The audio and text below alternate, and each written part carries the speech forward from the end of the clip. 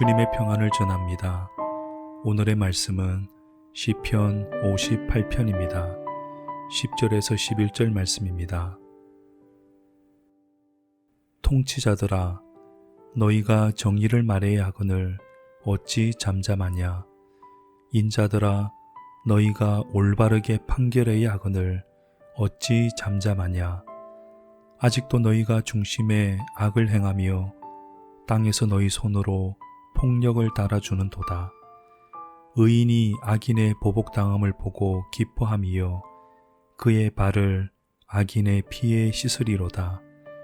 그때의 사람의 말이 진실로 의인에게 갚음이 있고 진실로 땅에서 심판하시는 하나님이 계시다 하리로다. 본 시편은 정의롭지 못한 통치자에 대한 경고의 말씀입니다. 세상의 통치자는 하나님의 대리자입니다.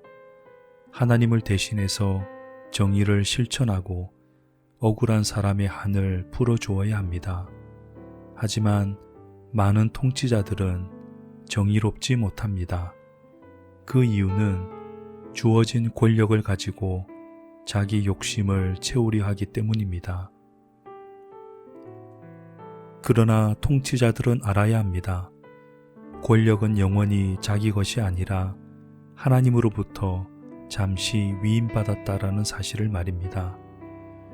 통치자들이 실패하는 가장 큰 이유는 권력의 사유화 때문입니다.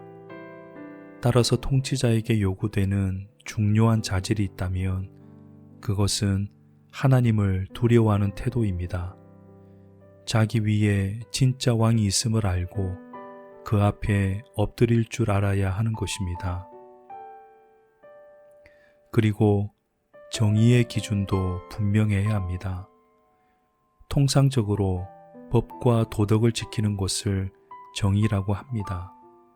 물론 틀린 말은 아니지만 그것 자체가 정의가 될 수는 없습니다. 개중에는 법을 교묘하게 이용하여 정의라고 속이는 사람도 있습니다. 그래서 정의는 하나님의 말씀이어야 합니다.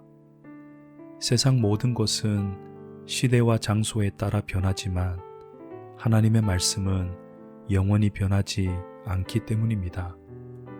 따라서 말씀에 순종하고 그 원리를 따라 판결하는 것, 그것이 참된 정의라고 할 수 있습니다.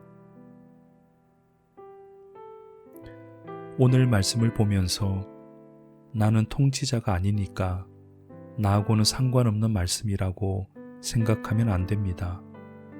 비록 나라의 통치자는 아닐지라도 우리는 직장의 오너일 수 있고 모임의 리더일 수 있고 가정의 가장일 수 있습니다.